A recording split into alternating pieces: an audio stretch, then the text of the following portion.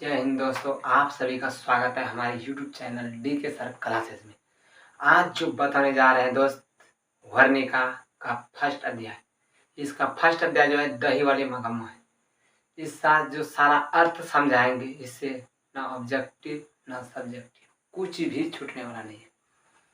देखिए फिर से बोलते हैं कि ये जो इसका दही वाली मगम्मा का जो समझाने जा रहे हैं, पर इसका अर्थ क्या है, किस तरह का ये कहानी है, इससे इतना सा क्वेश्चन बता देंगे कि एक भी सारा क्वेश्चन छूट नहीं सकता है। ये मेरा गारंटी है। एक बार वीडियो जो क्लिक किए है, अगर पूरा देख के छोड़िएगा तब पता बताइएगा कि दोस्त किधर ऑब्जेक्टिव छूटता है बनाने के लिए, किधर सब्जेक्टिव। सीधा से एकदम बराबर यहाँ से एक बार देखना है खाली, उसके बाद कुछ नहीं करना है। यदि सारा ऑब्जेक्टिव सारा सब्जेक्टिव बनेगा। ठीक है दोस्त, चालू करते हैं। देखिए यहाँ पर है, कहता है कि फर्स्ट अध्याय बोल दिए वर्णिका का है, हिंदी का है, वर्णिका हिंदी है। ठीक है, दही वाली मगम्मा है। फर्स्ट अध्याय क्या है? दही वाली मगम्मा। इसका लेखक है श्रीनिवास। इसका लेखक कौन है? श्रीनिवास जी। श्रीनिवास का पूरा नाम क्या है?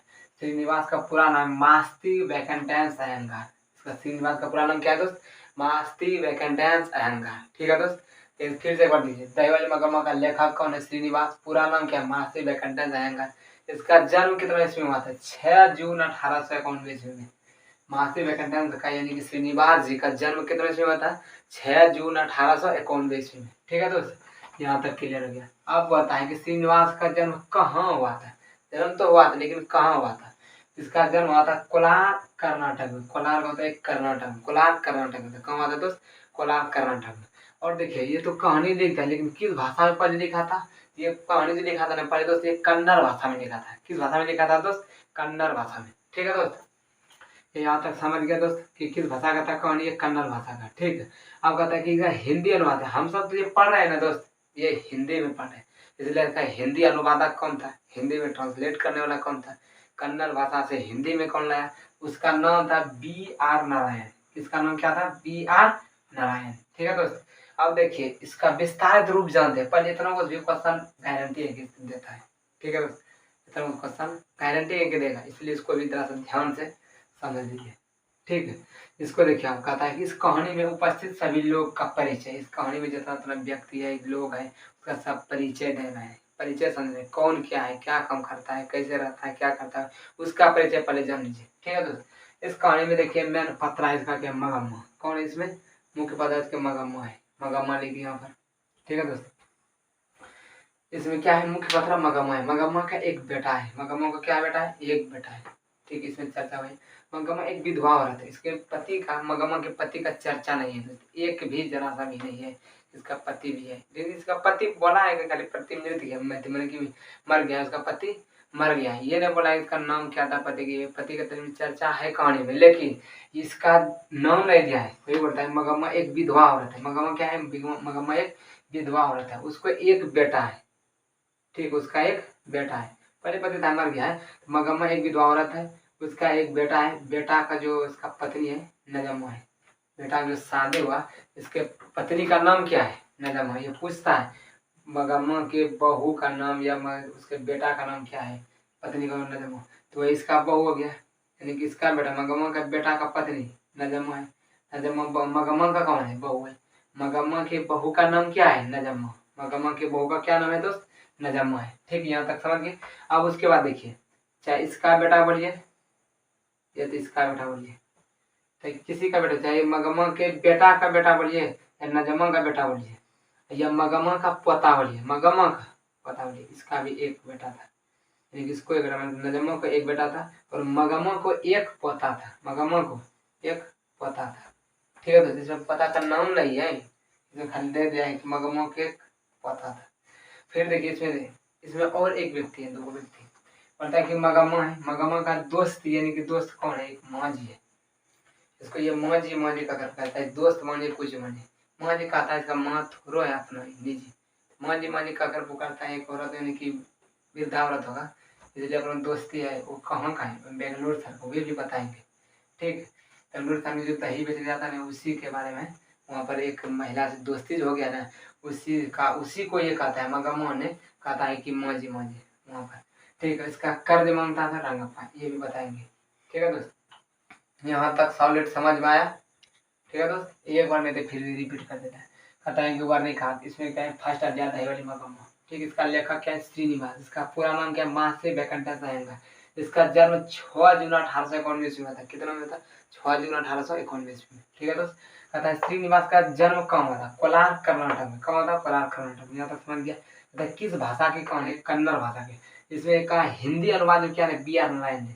इस कहानी में उपस्थित लोग का परिचय जो है, एक इसमें एक विधवा औरत मगम्मा है, इसका एक बेटा है, बेटा का पत्नी का नाम नजम्मा है, मगम्मा का बहू जिसका नाम नजम्मा है, नजम्मा का एक बेटा है, यानी कि मगम्मा का भी एक पोता हो गया। ठीक है दोस्त, इसका पोता है। ठीक है, और इसे मगम्मा है, मगम्मा का दोस्ती किस्सा है माँ जी से, और कर्ज कौन मांगता था? रंगप्पा मांगता था। ये ठीक है दोस्त, और देखते हैं ये दोस्त का कहानी। इस कहानी में जो है ना मगम्मा है, मगम्मा क्या बेचती है? मगम्मा दही बेचती है। मगम्मा क्या काम करती है? ये दही बेचने के काम करते हैं अपना घर परिवार चलाने के लिए। ठीक है दोस्त, ये जो वार्ता है इसका मगम्मा का घर कहाँ है? ये दही बेचता है। ये अबलूरू के पास किसी गाँव की है। कहाँ का है घर इसका? अबलूरू के पास किसी गाँव की घर इसका। ठीक है दोस्त, अब कहता है किस शहर में ये दही बेचता है? तो बेंगलुरु शहर में। कौन सा शहर में? बेंगलुरु शहर में। ठीक है दोस्त, इसका दोस्ती जो है बेंगलुरु शहर में किससे हुआ है? ये मोहन जी से उसका दोस्ती हो गया। किससे दोस्ती हुआ है दोस्त?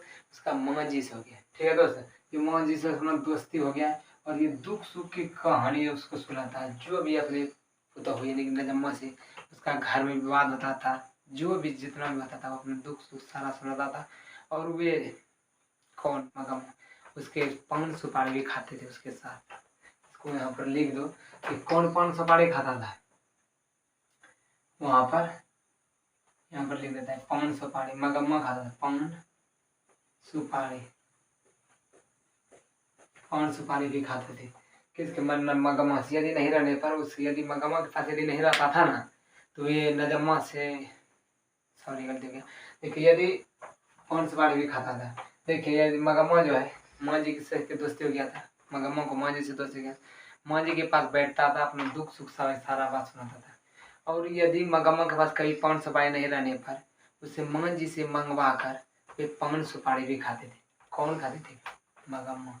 ये क्वेश्चन पूछेगा का पान सुपारी कौन खाता था? तो मगम्मा। ठीक है दोस्त, यहाँ पर देखना मगम्मा का किससे विवाद था? नजम्मा से। मगम्मा का विवाद किससे था? नजम्मा से। विवाद का तो कुछ ना कुछ कारण होता है ना दोस्त, वही कारण था इसका। क्या कारण था? उसके पोते को पिटाई करने का, यानी कि पोते को मारने का वही कारण था कि इसका नजम्मा जो है, नजम्मा अपने बेटे को मारा, यानी कि तो इसका तो ये पोता हो गया। कारण ये था कि इसने पीटा, नजम्मा ने अपने बेटे को पीटा, उसका पोता था। किसका? मगम्मा का। ये बोला मगम्मा ने, यहाँ पर लिख दिया, मगम्मा बोला क्यों रे राक्षसी इस छोटे से बच्चे को क्यों पीट रही हो? कौन बोला? मगम्मा बोला क्यों रे राक्षसी इस छोटे से बच्चे को तुम क्यों पीट रही हो?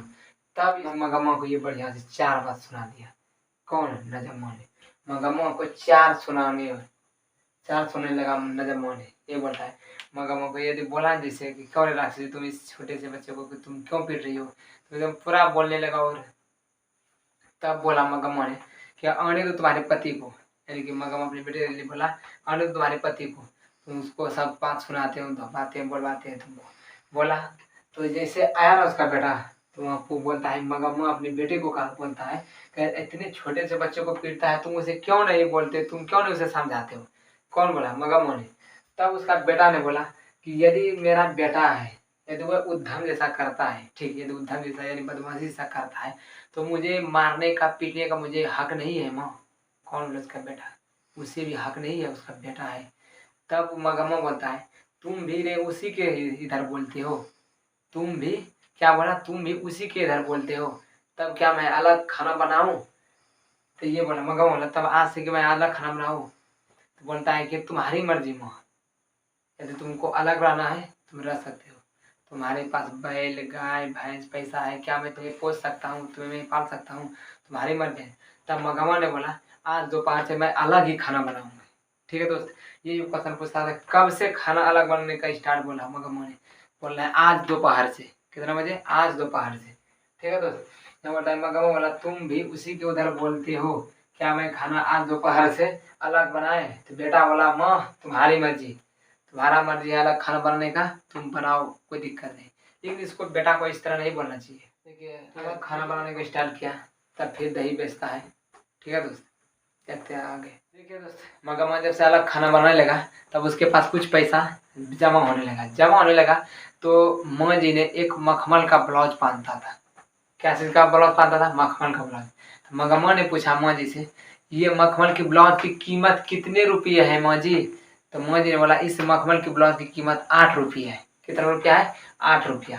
तब मगमा ने भी अपना मखमल का ब्लाउज उस माँ से सिलवाने के लिए दे दिया और 8 रुपया उसको दिया और मैं सिलवाने के लिए दे दिया। तब मगमा ने मखमल का ब्लाउज पहनने लगा तो उसके देखता है ना कि बूढ़ी आदमी ये अपना मखमल का ब्लाउज पहनता है, बुढ़ाने में इसको शौक गया। उसका पुतहू ने भी अपना ताना मारने लगा। तो बोलता है कि बुढ़ाने में शौक गया, हमको कभी किसी दिन कपड़ा नहीं ला के दिया। ये अपने बुढ़ाने में भी क्या पहनता है? मखमल का ब्लाउज पहनता है, जैकेट पहनता है। बोला तब बोलता है कौन? मगम्मा कहता है कि तुमको शादी में तुमको जेवर गहने नहीं बना के दिए हैं, कर में कंठी सब होता है, गला होता है, जेवर गहना जितना होता है। तो बोलता है कि पूरा बोलने लगा। तब बोलता है कि सामने आने दो, तुम हमारे अपने बेटे को तुम्हारे पति को बोलते हैं कि इसको क्या नहीं बना के दिए। सामने आया तो बोलने लगा। तो बोलता है उसका बेटा, ये तुम्हारे दोनों का झगड़ा मुझे पसंद नहीं है। तब क्या शांत फिर होता है, बेटा भी उसके साथ बोलता है कि झगड़ा होने लगा। फिर तो शांत हो गया। फिर दूसरे दिन दही बेचने गया और मगम्मा ने अपने पोते के लिए रोज मिठाई लाया करता था और अपना जब भी बेचने जाता था अपना दही धर दिया था, पोते के लिए धर दिया देता था और सामने आते वक्त अपने पोते के लिए मिठाई लाया करता था। ठीक है दोस्त। और यहाँ पर बताया कि मगम्मा अपना पैसा जमा होने लगा धीरे धीरे। वो बोलता है कि माँ जी के पास कुछ पैसा जमा करने लगा। बोलता है कि इसमें क्वेश्चन पूछेगा, मगम्मा ने किसके पास पैसा जमा करता था? तो माँ जी के पास। किसके पास? माँ जी के पास। ठीक है, क्यों करता था? ये भी कारण था। जाता था बेंगलोर शहर जो जाता था दही बेचने के लिए, उस रास्ते में एक कुआं था। उस कुआं का नाम था अमराई का कुआं। ठीक है दोस्त। वहीं पर एक रंगप्पा नाम का व्यक्ति था जो मगम्मा के गांव का ही था। उसको पता हो गया था, रंगप्पा को पता हो गया था कि मगम्मा अब अकेले घर में रहता है और इस बूढ़ी के पास जो दही बेचता है उसके पास ये पैसा जमा रहता है। इसीलिए रंगप्पा ने मगम्मा से कर्ज मांगने के रूप में उसके पास गया। बोलता है मगम्मा मुझे चूना दो। चूना देने लगा। बैठा बोला कि मुझे कुछ ज़रूरत है पैसा का, दीजिए, तुमको कुछ दिन के बाद तुम्हें लौटा दूंगा। ठीक है। तो कौन बोला? रंगप्पा ने बोला कि मुझे कुछ कर्ज दो तो मैं तुम्हें लौटा दूंगा। दरअसल मगम्मा के पास तो डेली मिलता था। कौन? रंगप्पा। अमराई के कुआं के पास मिलता था। तो रंगप्पा ने फिर उस दिन तो चला गया चूना लेकर। बोला फिर दूसरे दिन मिला मगम्मा को अमराई के कुआं के पास। बोलता है कि बैठो मगम्मा। तो बोलता आज हाथ पकड़ के उसको बैठा लिया। किसको? मगम्मा को। तो ये झमार के भाग गया और उसके पास अचरा में ही पैसा रहता था। सोचा कि किसी तरह बैठाएंगे तो देख लेगा, इसलिए झमार के भागते रहा। तो यहाँ पर मगम्मा ने कर्ज मांगता था। मगम्मा के पास कर्ज मांगता था। किसके पास? मगम्मा के पास। कौन? रंगप्पा ने। उसको जानकारी हो गया था। रंगप्पा ने बोलता था कि तुम यदि अपने बहू के साथ रहता था तो मैं कर्ज नहीं मांगता, लेकिन तुम अपनी बहू से अलग है, तुम्हारा पैसा खर्चा कहाँ होता था, तुम मुझे दो कुछ कर्जा तो मैं लौटा दूंगा और फसल बेचकर। ठीक है। बोला कि वो देना नहीं चाहता था। फिर मगम्मा गया माँ जी के पास। मगम्मा जी आज चलो अंदर जाते हैं पैसा रखने के लिए। तो मगम्मा बोला था कि पैसा तो हम रखेंगे लेकिन अपने पति से पूछ कर रखेंगे। तो गया अंदर, गया आओ माँ पैसा देते। बोला कभी माँ अपने पति से मैंने नहीं पूछा हूँ, तभी पैसा भाई रखो तुम बढ़िया से, अभी मैं नहीं लूँगा पैसा। कौन बोला? माँ जी ने। तो रखना चाहता था लेकिन रखा नहीं था। ठीक है। तब फिर दूसरे दिन आया। उस दिन भी हाथ पकड़ लिया था। फिर यहाँ पर आया अमराई कुआं के पास। डेली मिलिया जाता था। जिस दिन से उसको पता चल गया कि यह अमराई, जिस दिन उसको पता चल गया था कि किससे, अपनी बहू से अलग रहता है, अपने बहू बेटे से पता से अलग रहता है, उस दिन से ही रंगप्पा अपना पीछा करने लगा। ठीक है। तब इसके बहू को पता चल गया। किसको? मगम्मा के नजम्मा यानी कि मगम्मा के बहू को। नजम्मा की बहू को ये पता चल गया कि रंगप्पा पैसा मांगता है। नजम्मा को भी पता चल गया, उसके बेटे को भी, रंगप्पा पैसा मांगता है और पैसा मगम्मा देने के लिए तैयार है। तो ये सारा पैसा दे देगा उसको। तब मगम्मा ने इसको एक नीति अपनाया। क्या नीति अपनाया? अपने पोते को भेज दिया। किसके पास? मगम्मा के पास। ठीक है दोस्त। ये जब वो बोलता है कि जाओ तुम अपने दादी के पास ही रहना, तो कितनों भेजेगा ना, तुम आना मत, तुम बोलना दादी कि मैं तुम्हारे पास ही रहूंगा, बेटा तुम्हारे छोड़ा छोटा लेकिन मैं तुम्हें छोड़ूंगा नहीं, मैं तुम्हारे साथ रहूंगा। कौन बोला? उसका पोता बोला, मगम्मा का पोता। कि कौन भेजा था? नजम्मा ने भेजा था। किस कारण? उसको दादी को मनाने के लिए। इसमें पूछेगा दादी, मैंने कहा दादी को सब होता करने में उसको मदद कौन किया? उसका पोता ने। उसको पोता ने सबको झगड़ा निपटाता है ना, पोता ही निपटेबे करता है, वही बोलता है। ठीक है, कौन निपटा? पोता बोलता है। यहाँ पर बोलता है कि नजम्मा ने पोते को भेज दिया, सिखा कर जाओ। बोले सिखा दिया और कहा कि जाओ तुम दादी के पास ही रहना। तो दादी के पास रहने लगा। कितना भेजता था ना कि जाओ तुम्हारे दादी तुम्हारी माँ मारेगी, ये करेगी वो करेगी। मतलब नहीं जाएंगे दादी, मैं तुम्हारे साथ ही रहूंगा, मैं तुम्हारे साथ खाऊंगा। और दही बेचता था, सब रहने लगा उसके बाद। तब एक दिन के बाद ये बोलता है नजम्मा और इसके बहू बेटा उसके सारा वो दोनों ने बोला, मैंने कि नजम्मा ने भी बोला और नजम्मा ने भी बोला, उसके बेटे ने बोला, मगम्मा के बेटे ने भी बोला कि माँ उस दिन गलती हो गई थी, आप माफ़ कर दो, मैं आपको माफ़ी मांगता हूँ, आप मुझे माफ़ कर दो, मैं ऐसा नहीं करूँगा। और साथ में रहो, खाना बनाओ खाओ। अब कितना दिन तक तुम दही बेचोगी माँ? भाई मैं नजम्मा बोला कि माँ तुम कितना दिन तक दही बेचोगे, अब मुझे दही बेचने का काम मुझे दे दो और मिलजुल के घर में रहो, और मैं दही बेचूंगा, तुम अपने रानी की तरह घर में रहना है। ठीक है। कौन बोला? नजम्मा ने बोला। कौन बोला? नजम्मा ने। तो मगम्मा बेटा बोला मजबूरी। तब इसके कारण हो गया, तब उसका कारण हो गया कि यदि पैसा दे देगा तो सारा पैसा चला गया। तब मजबूरी के कारण से उसका मिल गया नजम्मा। किससे? मगम्मा से। वही करता है कि वो ये भी क्वेश्चन पूछता है कि क्या कारण था जो मिल गया? तो मजबूरी का कारण था, डर से नहीं, भय से नहीं मिला, या मजबूरी का। तो नजम्मा बहू और मगम्मा बेटा मजबूरी से माफी मांग ले। किससे मांग ले? मजबूरी से। और ये बोलेगा कि मिठाई किसके लाया करता था? पोता के लिए। ठीक, यहाँ पर कहानी समाप्त होता है। और जितना क्वेश्चन लगाएंगे, जितना क्वेश्चन पूछेंगे, एक भी क्वेश्चन नहीं छूटेगा। इतना कहानी यदि सुन लिया, किस तरह का यह वीडियो लगा। आप यदि इस तरह का वीडियो पसंद करेंगे तो आप एक कमेंट में अपना निर्णय जरूर देना, अपना कमेंट में निर्णय जरूर देना है। यदि यस यस कमेंट करके super like super hit comment कर देना कि सुपर वीडियो है और इस तरह का वीडियो लाइए, तब इस तरह का लाएंगे। ठीक है दोस्त, फिर मिलते हैं नेक्स्ट वीडियो में। जय हिंद।